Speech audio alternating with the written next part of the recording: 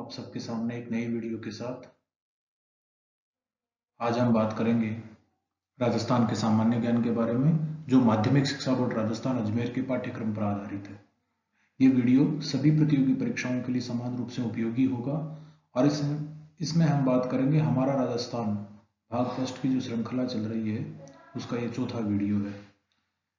Video के अंत में आपको MCQ टाइप के प्रश्न भी मिलेंगे जो आपके लिए काफी लाभदायक होंगे। आशा है आप सबको ये वीडियो पसंद आएगा। आप इसे लाइक करें, शेयर करें और सब्सक्राइब करें।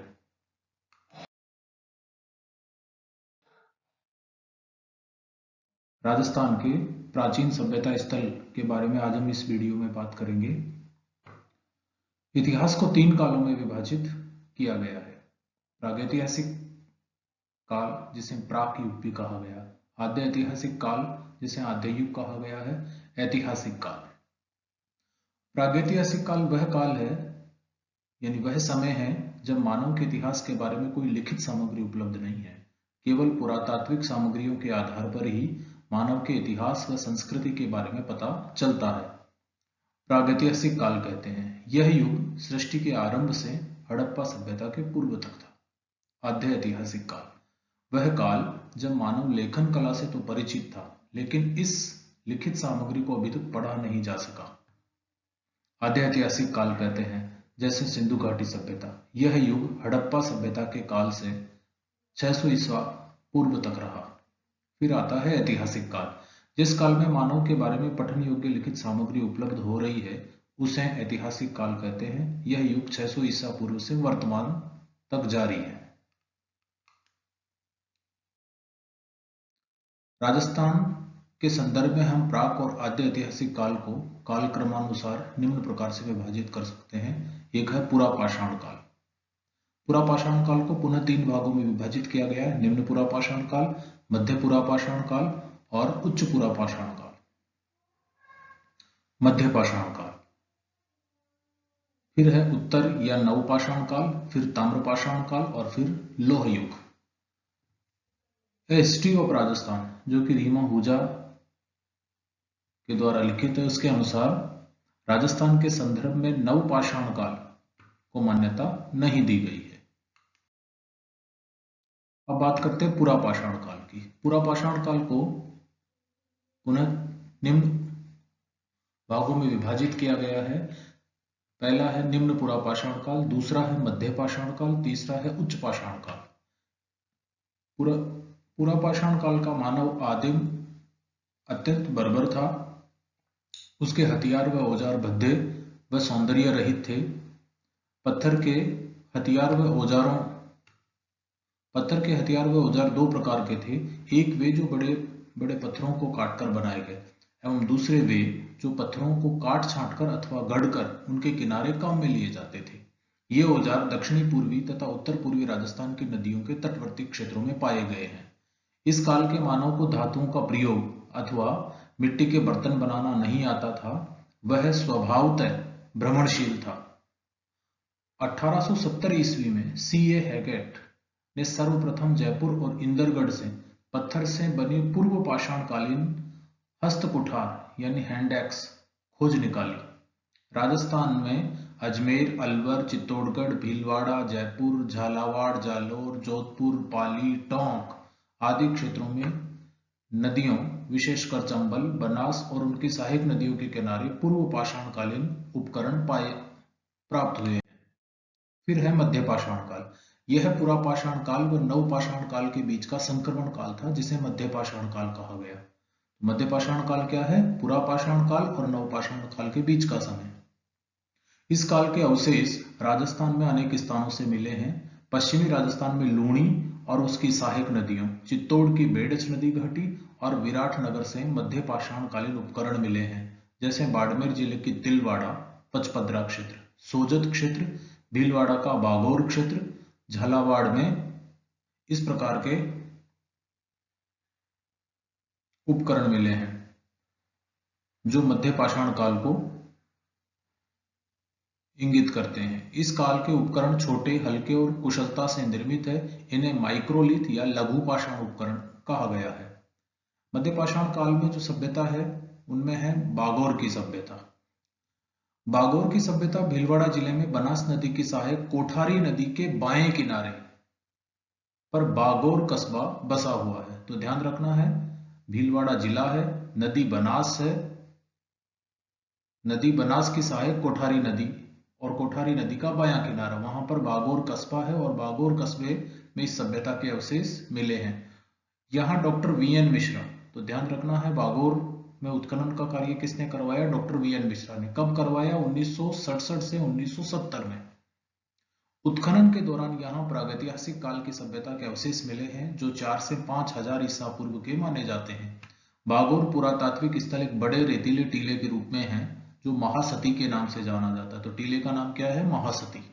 यहाँ पाषाणकालीन, ताम्र पाषाणकालीन व लोह युग की सभ्यता के साक्ष्य मिले हैं। तो बागोर के अंदर पाषाण काल की सभ्यता के, ताम्र पाषाण काल की सभ्यता के और लोह युग की सभ्यता के साक्ष्य मिले हैं। बागोर से बड़ी संख्या में लघु पाषाण उपकरण मिले हैं जो इस सभ्यता के निवासियों के आखेटक होने को प्रमाणित करते हैं। बागोर से कृषि और पशुपालन के प्राचीन साक्ष्य मिले। ये खूब पूछा जाता है क्वेश्चन कि किस सभ्यता से कृषि और पशुपालन के प्राचीन साक्ष्य मिले हैं? तो प्राचीन साक्ष्य बागोर से मिले हैं। बागोर से लोहास्त्र व कुम्हार के चाक से निर्मित मृद भांड मिले हैं। बागोर मध्य पाषाण कालीन सभ्यता का स्थल और लघु पाषाण उपकरण का प्रमुख केंद्र था। इसके बाद आता उत्तर पाषाण काल, जिसको नव पाषाण काल के नाम से भी जाना जाता है। राजस्थानी मानव सभ्यता की आधारशिला इसी काल में रखी गई। भवन निर्माण कला का प्रथम प्रयोग इस युग में माना जाता है। सामूहिक जीवन का श्री गणेश भी इस युग से माना जाता है। इस युग के औजार अधिक परिष्कृत, सुघड़, पॉलिश किए हुए थे। आखेट के साथ साथ पशुपालन व पशुचारण प्रारंभ हुआ। कंदरा कला अर्थात कंदराओं की दीवारों पर उकेरी गई चित्रकला, कंदराओं की दीवारों पर उकेरी गई चित्रकला इस काल की उल्लेखनीय उपलब्धि है। अजमेर, नागौर, सीकर, झुंझुनू, जयपुर, उदयपुर, चित्तौड़गढ़, जोधपुर आदि स्थानों से उत्तर पाषाणकालीन सभ्यता के अनेक उपकरण प्राप्त हुए हैं। तो ये था नवपाषाण काल या उत्तर पाषाण काल। इसके बाद आता है ताम्रपाषाण काल।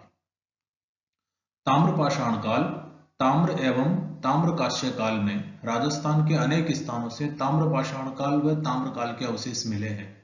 राजस्थान के ताम्रकालीन संस्कृति के प्राचीन स्थलों में, राजस्थान के ताम्रकालीन संस्कृति के प्राचीन स्थलों में गणेश्वर सीकर में है, कालीबंगा हनुमानगढ़ में है, गिलुंड राजसमंद में है, आहड़, झाड़ोल व बालाथल ये उदयपुर में है, पिंड पांडलिया चित्तौड़गढ़ में है, कुराड़ा नागौर में है, साबणिया व पुंगल बीकानेर में है, नंदलालपुरा, किराड़ोत व चीतवाड़ी ये जयपुर में है, एलाना ये जालोर में है, बूढ़ा पुष्कर अजमेर में है, कोल माहोली सवाई माधोपुर में है, मलाह भरतपुर में है, लाछूरा भीलवाड़ा में है। ये ताम्र संस्कृति के प्राचीन स्थल है जिनका विशेष रूप से उल्लेख किया जाता है। अब सबसे पहले हम बात करते हैं गणेश्वर की। गणेश्वर जो कि सीकर जिले में है। गणेश्वर नीम का थाना सीकर में है। यह कांतली नदी के उद्गम पर स्थित ताम्रयुगीन संस्कृति का महत्वपूर्ण स्थल है। इसे ताम्र संचयी संस्कृति कहा जाता है।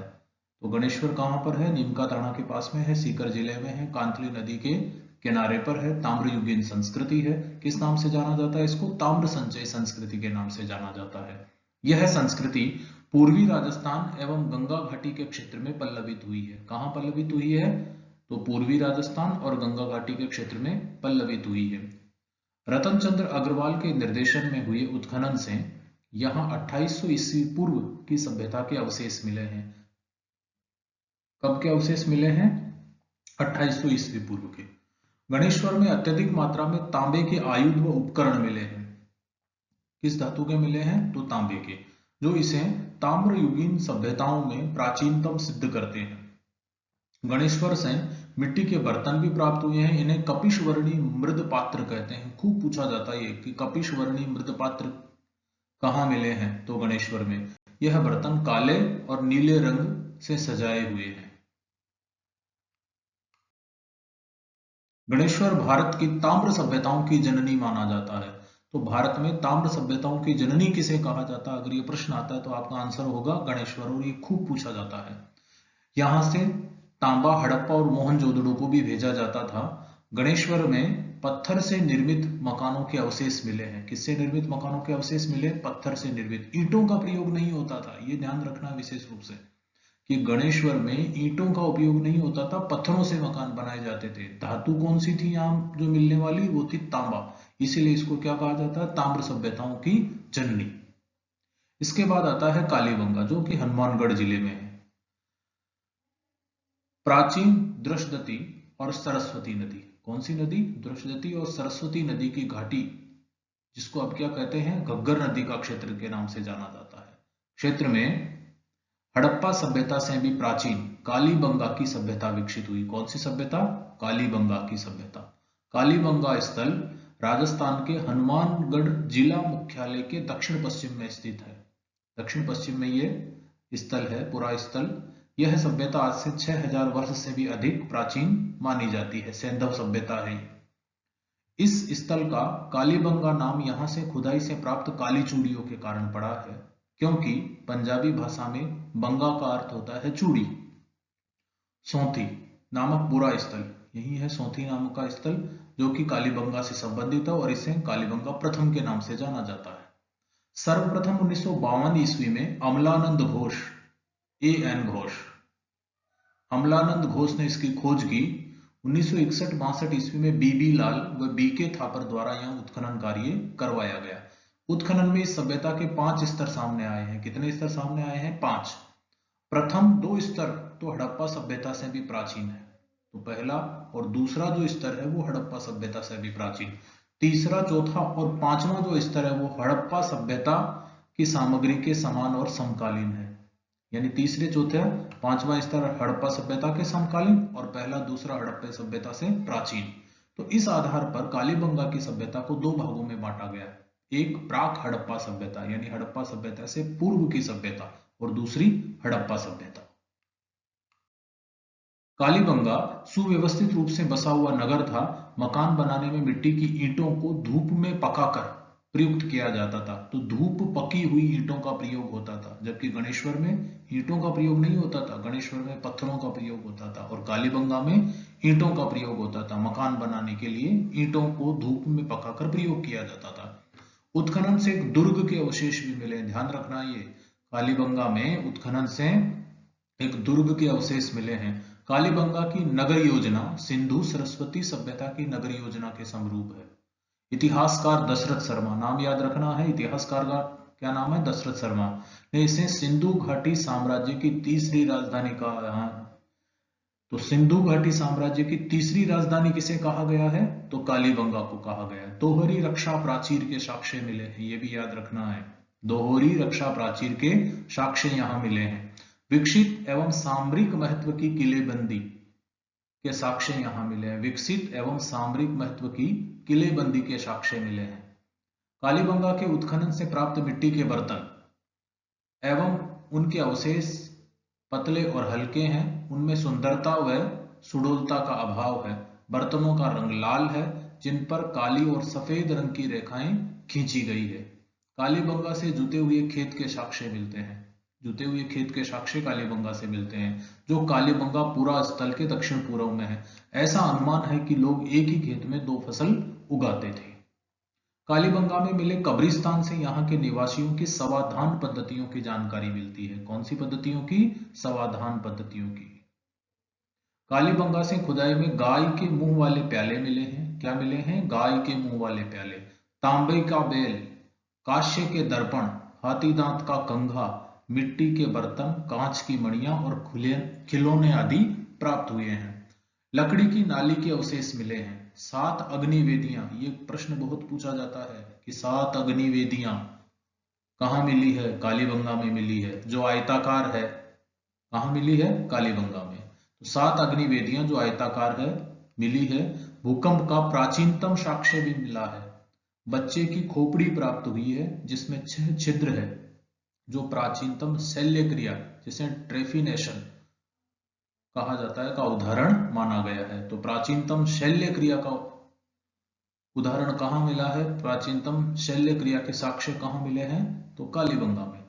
कालांतर में नदियों का पानी सूखने और मरुस्थल के बढ़ने से यह समृद्ध बस्ती उजड़ गई। इसके बाद है गिलुंड।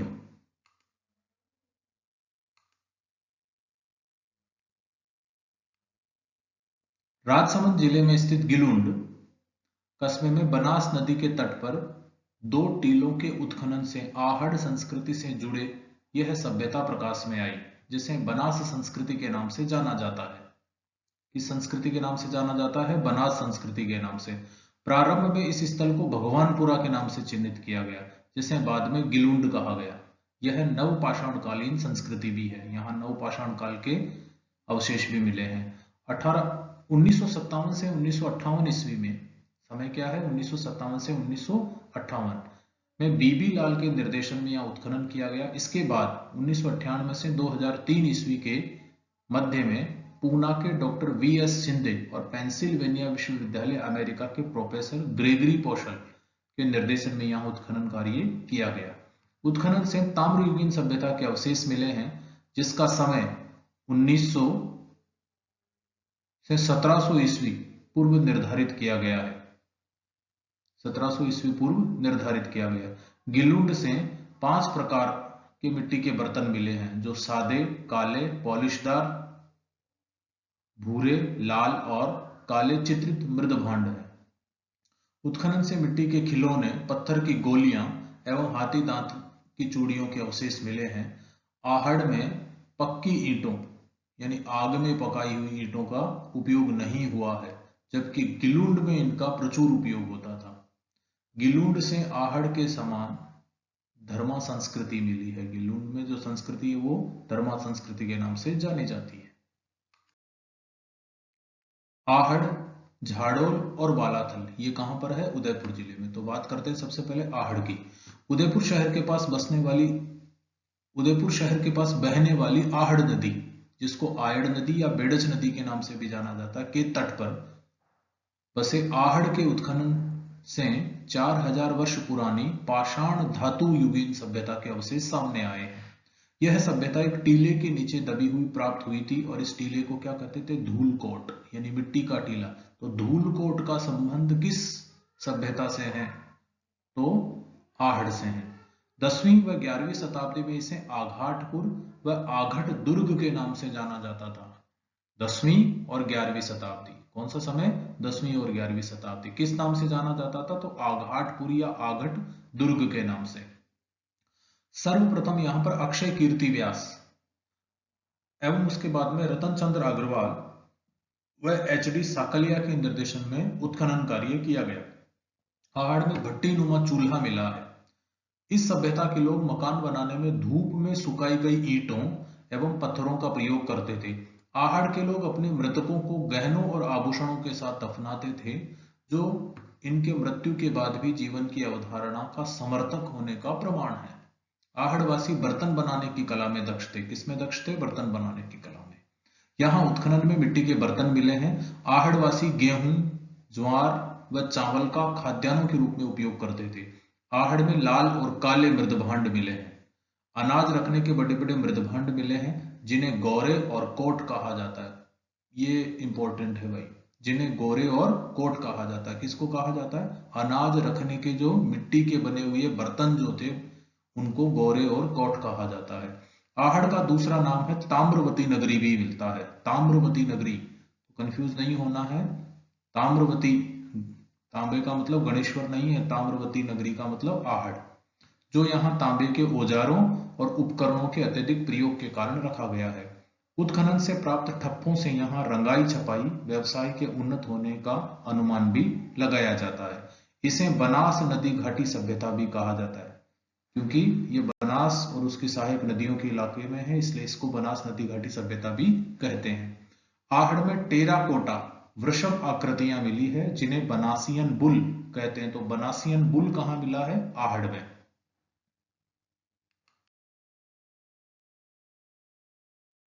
फिर आता है बालाथल। उदयपुर जिले की बल्लभनगर तहसील के बालाथल में यह सभ्यता मिली है जो ताम्रपाषाण कालीन आहड़ संस्कृति से संबंधित है। वीएन मिश्रा द्वारा 1993 ईस्वी में यह उत्खनन किया गया। बालाथल को सांस्कृतिक विकास के दो कालों, एक ताम्रपाषाण काल और दूसरा लौह युग में विभक्त किया गया है।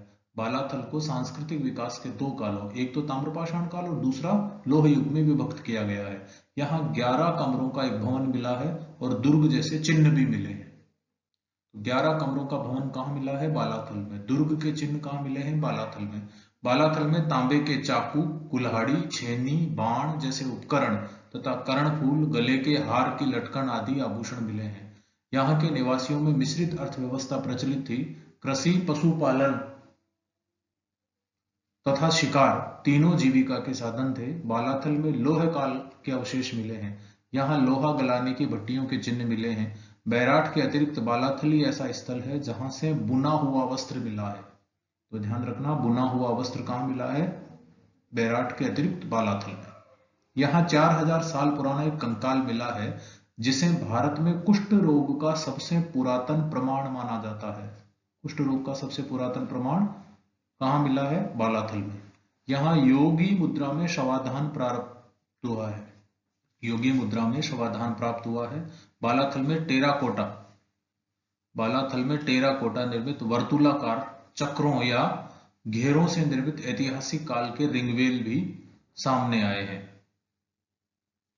फिर है ओझियाना, जो भीलवाड़ा जिले में। यह सभ्यता स्थल नदी के किनारे फले फूले, अन्य सभ्यता स्थल नदी के किनारे फले फूले, वहीं यह पहाड़ी पर अवस्थित है। तो ओझियाना ऐसा सभ्यता स्थल है जो पहाड़ी पर मिला है। पसमता, यह गिलुंड के पास राजसमंद जिले में है। यह आहड़ बनास संस्कृति का एक महत्वपूर्ण स्थल है और यह हड़प्पा के समकालीन है। फिर आता है रंग महल, जो कि हनुमानगढ़ जिले में है।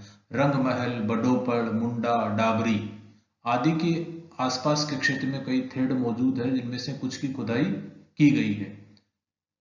इन टीलों में रंग महल का टीला सबसे ऊंचा है। सन 1952-54 के बीच स्वीडिश दल द्वारा हन्ना राइड के नेतृत्व में यहां पर खुदाई की गई। हन्ना राइड के साथ में होल्गर अर्बमैन व A.K. एरिस्किन ने भी खुदाई में कार्य किया। यहां से प्रशस्तर युगीन व धातु युगीन संस्कृति व सिंधु घाटी सभ्यता के अवशेष प्राप्त हुए हैं। रंग महल के 3 बार बसने और उजड़ने के संकेत मिले हैं। यहाँ कुषाण कालीन मुद्राएं भी मिली है। फिर आता है बरौर। बरौर है गंगानगर में। गंगानगर जिले में सरस्वती नदी के तट पर बरौर में प्राचीन सभ्यता होने के प्रमाण मिले हैं। यहाँ 2003 में उत्खनन कार्य हो रहा है। यह प्रारंभिक और विकसित हड़प्पा काल की सभ्यता है। फिर आता है कुराड़ा, जो कि पर्वतसर नागौर में है। यहाँ सबसे पहले यानी आजादी से पहले 1934 में उत्खनन कार्य शुरू हो गया था। यहाँ ताम्र सामग्री की प्राप्ति हुई है। तो कुराड़ा कहां पर है? पर्वतसर नागौर में। बरौर है गंगानगर में और रंग महल है हनुमानगढ़ में। फिर आता है लोह काल। ताम्र और कांस्य काल के पश्चात लोहे का ज्ञान और उसका प्रयोग मानव इतिहास की युगांतकारी घटना थी। इसने कृषि उपकरणों तथा हथियारों की गुणवत्ता को बढ़ाकर सारे परिदृश्य को ही बदल दिया। राजस्थान में नोह भरतपुर में, जोधपुरा जयपुर में, सुनारी, झुंझुनू, रेड, नगर, नैनवा टोंक, चक 84 व तारखन वालों का डेरा गंगानगर आदि स्थानों से लोह संस्कृति के समय के अनेक हथियार व उपकरण व अवशेष मिले हैं। नगरी चित्तौड़गढ़ में, जिसे माध्यमिका के नाम से भी जाना जाता है, यहाँ शिवी जनपद के सिक्के मिले हैं। किस जनपद के? शिवी जनपद के। DR भंडारकर व सौंदर राजन के निर्देशन में नगरी में उत्खनन कार्य किया गया। गुप्त कालीन कला के अवशेष यहाँ मिले हैं। यह नगर बौद्ध और वैष्णव मूर्तियों के लिए प्रसिद्ध है। फिर आता है नौह भरतपुर में। भरतपुर जिले में स्थित नौह गांव में, जो कि रूपारेल नदी के तट पर है, 1963-64 ईस्वी में रतन चंद्र अग्रवाल के निर्देशन में खुदाई की गई। यहाँ लोह युगीन सभ्यता के अवशेष मिले हैं। तो नौह लोह जो है भरतपुर में है, रूपारेल नदी के तट पर है, नौगांव में है। लौह युग की इन सभ्यता के अवशेष यहाँ मिले हैं। यह सभ्यता 1100 ईस्वी से पूर्व से 900 ईस्वी पूर्व की मानी गई है। यहाँ 5 सांस्कृतिक युगों के अवशेष मिले हैं। कितने सांस्कृतिक युगों के अवशेष मिले हैं? 5 के। यहाँ प्रशस्तर की विशालकाय यक्ष प्रतिमा, जिसे जाख बाबा के नाम से भी जाना जाता है, मिली है। यहाँ ब्लैक एंड रेड वेयर, काले और लाल मृदभांड मिले हैं। यहाँ से पाप हतस अंकन वाली मुद्रा हवन कुंड से प्राप्त हुई है, जो वैदिक धर्म की पुनर्स्थापना का प्रमाण है। तो वैदिक धर्म की पुनर्स्थापना का प्रमाण कहां से मिले हैं? तो नौह भरतपुर से मिले हैं, ध्यान रखना है ये। फिर आता है जायल नागौर में। यहाँ जायल नागौर, यहाँ वीएन मिश्रा और एसएन राजगुरु द्वारा उत्खनन किया गया तथा यहाँ किया गया पूरा पर्यावरण का अध्ययन महत्वपूर्ण है। प्राचीन पर्यावरण, पूरा पर्यावरण का अध्ययन कहां से किया गया? तो जायल नागौर से, जोधपुरा जयपुर में। जयपुर के कोटपुतली के निकट है, साबी नदी के किनारे, माफ करना, साबी नदी के किनारे पर है, कोटपुतली के निकट जयपुर जिले में है। यहाँ रतन चंद्र अग्रवाल और विजय कुमार के निर्देशन में खुदाई का कार्य किया गया। यह ताम्रयुगीन प्राचीन सभ्यता स्थल है। तो जोधपुरा जयपुर में जो ताम्रयुगीन सभ्यता है, रतन चंद्र अग्रवाल और विजय कुमार के निर्देशन में यहाँ पे खुदाई की गई। साबी नदी के किनारे है, कोटपुतली के पास, जयपुर में है। फिर आता है सोनारी झुंझुनू। यह झुंझुनू जिले की खेतड़ी तहसील के सोनारी में है। यहां से लोहा बनाने की भट्टियों के प्रमाण मिले हैं। तो सोनारी कहां पर है? झुंझुनू में लोहा बनाने की भट्टियों के प्रमाण मिले हैं। यहां से मौर्य युगीन लोहे के तीर, भाले के अग्रभाग तथा काले परिमार्जित मृद पात्र भी मिले हैं। यहां से मातृ देवी की मृण मूर्तियां भी मिली है तथा धान संग्रहण का कोठा भी मिला है। लोहे का एक प्याला भी यहां पर मिला है। यहाँ प्राचीन स्थलों में टोडा, सियोर, जमालपुर तथा पहाड़ी मोरीजा, रामपुरा, माउंडा, डावला, बागावास, मणियों का वास, टाटेरी के निकट लोह भंडार मिले। ये सब जो है ये कहां पर है? जयपुर के अंदर है।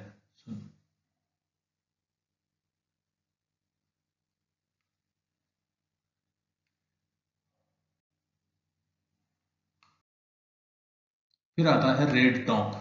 यहाँ ढील नदी के यह ढील नदी के किनारे है। रेड कहां पर है? ढील नदी के किनारे। यहाँ राय बहादुर दयाराम शाहनी व केदारनाथ पुरी के निर्देशन में 1938 से 1940 तक खुदाई की गई, खुदाई का कार्य किया गया। रेड एक प्रसिद्ध नगर रहा है। यहाँ गुलाबी रंग में मिट्टी से बना एक संकीर्ण गर्दन का फूलदान रेड के उत्खनन में पाया गया है। तो संकीर्ण गर्दन का फूलदान कहाँ मिला है? तो रेड में। रेड से मृतिका की यक्षिणी की मूर्ति मिली है। रेड से बड़ी मात्रा में विभिन्न प्रकार के लोह उपकरण और औजार पाए गए हैं। इसी कारण इस स्थल को प्राचीन राजस्थान का टाटा नगर कहते हैं। तो प्राचीन राजस्थान का टाटा नगर किसको कहा जाता है? रेड को। रेड से 3075 आहत मुद्रा या पंचमार्क सिक्के मिले हैं। तो पंचमार्क सिक्के बड़ी संख्या में कहां मिले हैं? रेड में। यहाँ 300 मालव जनपद के सिक्के मिले हैं, 14 मित्र सिक्के, 6 सेनापति सिक्के, 7 वपू सिक्के मिले हैं, एक अपोलोडोटस का सिक्का, 189 अज्ञात ताम्र सिक्के मिले हैं और इंडोसेनियन सिक्के प्रमुख हैं। रेड के उत्खनन में यमन सिक्कों में यूनानी शासक अपोलोडोटस का एक खंडित सिक्का भी मिला। तो यूनानी शासक अपोलोडोटस का सिक्का कहां मिला है? तो रेड में। रेड से एशिया का अब तक का सबसे बड़ा सिक्कों का भंडार तथा बड़ी संख्या में प्राचीन मूर्तियां मिली है। नगर टोंक। नगर की खुदाई कृष्णदेव के देखरेख में हुई। इसे कारकोट नगर भी कहा जाता है। तो कारकोट के नाम से भी नगर को जाना जाता है। यहाँ 6000 मालव सिक्के मिले हैं। तो मालव सिक्के कहाँ मिले हैं? नगर से। लाल रंग के मृदभांड मिले हैं, इसे नगर नैनवा भी कहते हैं। यहाँ महिषासुर मर्दनी की मृण मूर्ति मिली है। इसके बाद है ईसवाल उदयपुर। यह एक प्राचीन औद्योगिक बस्ती है। ईसवाल प्राचीन औद्योगिक बस्ती है। यहाँ 2000 सालों तक निरंतर लोहा गलाने के प्रमाण मिले हैं। मौर्य काल, शुंग काल, कुषाण काल में यहाँ लोहा गलाने की गतिविधियां संचालित होती थी। यहाँ से मिले सिक्कों को प्रारंभिक कुषाण कालीन माना जाता है। चंद्रावती, जो कि आबू सिरोही में है, यह माउंट आबू की तलहटी में है। जो प्राचीन मानव जीवन के निवास, आवास और उनके जीवन के विविध पक्षों पर जानकारी देते हैं। चंद्रावती पूरा मध्यकाल में एक अत्यंत महत्व का स्थल था। यहाँ उत्खनन से किले के अवशेष मिले हैं, अनाज संग्रह के कोठार मिले हैं। यहाँ एक विशाल दुर्ग था। यह प्राचीन परमार वंश की राजधानी थी। तो प्राचीन परमार वंश की राजधानी कौन सा पूरा स्थल है? चंद्रावती, जो कहां पर है? आबू सिरोही में। भीनमाल जालौर, यहाँ 1953-54 में रतनचंद्र अग्रवाल के निर्देशन में खुदाई कार्य किया गया। यहाँ के मृद पात्रों पर विदेशी प्रभाव देखा गया है, जिसमें रोमन एम्फोरा यानी यूनानी दुहत्ती सुराही की प्राप्ति विशेष रूप से उल्लेखनीय है। चीनी यात्री युआन जैंग द्वारा पी लो मोलो के रूप में इसकी पहचान की गई। तो पी लो मोलो किसको कहा गया? भीनमाल को। चीनी यात्री वैनसांग ने हर्षवर्धन के काल में यहाँ की यात्रा की थी। फिर आता है जूना खेड़ा, जो कि पाली जिले में है। पाली के जूना खेड़ा नाडोल की खोज 1883-84 में H.W. के गैरिक ने की थी। यहाँ काले और लाल धरातल के अचित्रित मृदपात्र खंड मिले हैं। यहाँ मृदपात्र खंड पर शाल भंजिका का अंकन मिलता है। यहाँ 6वीं से 9वीं सदी के काले पोपदार कटोरे तथा लघु आकार के दीपक मिले। तो जूनाखेड़ा पाली में, जिसे नाडोल के निकट है ये। बैराट या विराटनगर जयपुर, यह जयपुर के उत्तर पूर्व में स्थित बैराट का प्राचीन नाम विराटनगर मिलता है, जो मत्स्य देश की राजधानी थी। यहाँ सर्वप्रथम खोज 1837 ईस्वी में कैप्टन बर्ट द्वारा की गई। किसने करी सबसे पहले खोज? कैप्टन बर्ट ने। कब करी? 1837 में। विराट में मौर्य सम्राट अशोक के काल के 2 शिलालेख खोजे गए हैं। कितने शिलालेख? 2। प्रथम शिलालेख जो बीजक की पहाड़ियों पर मिला, जिसे 1837 ईस्वी में कैप्टन बर्ट द्वारा खोजा गया। इसे प्रथम भाबरू शिलालेख भी कहते हैं।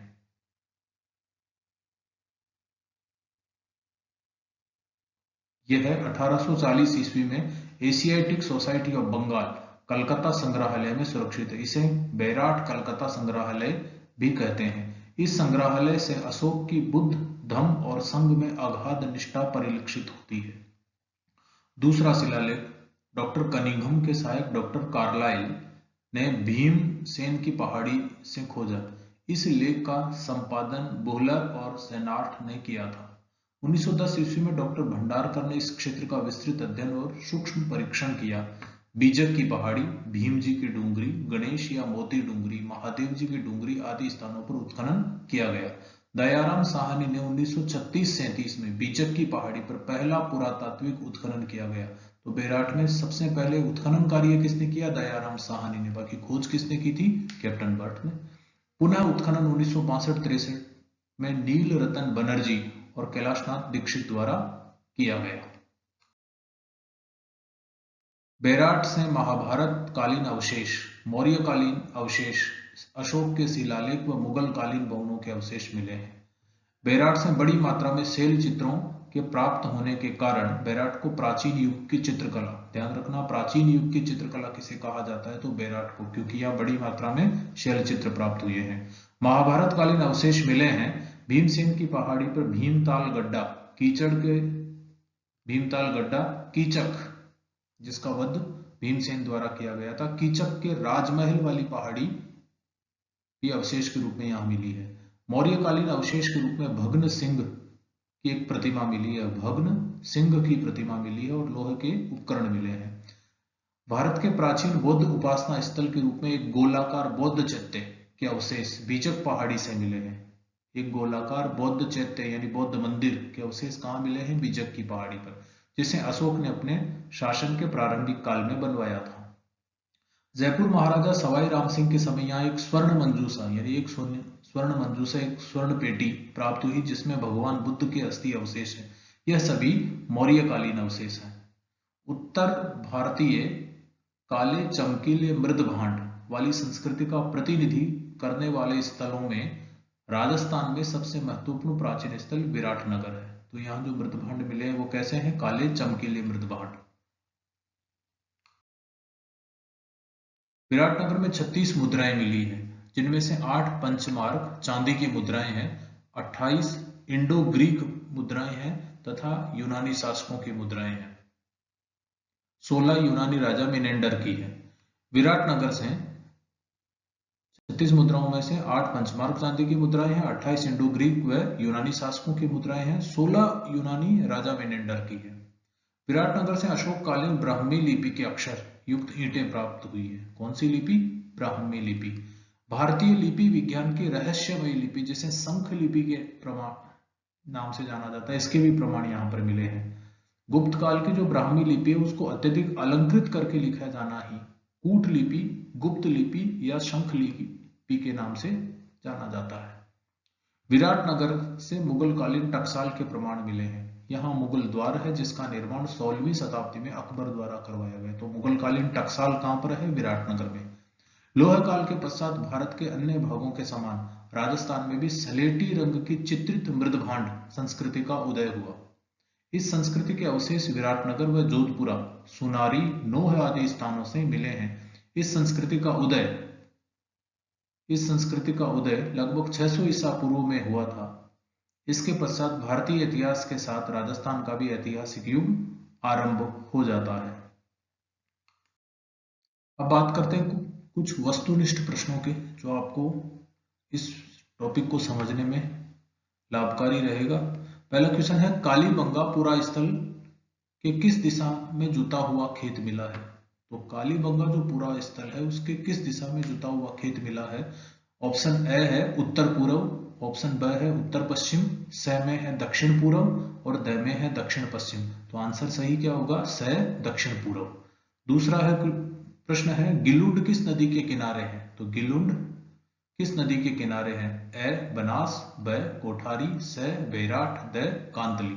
सही आंसर होगा ए बनास। तीसरा क्वेश्चन है, बौद्ध धर्म से संबंधित पुरातात्विक अवशेष कहाँ मिले हैं?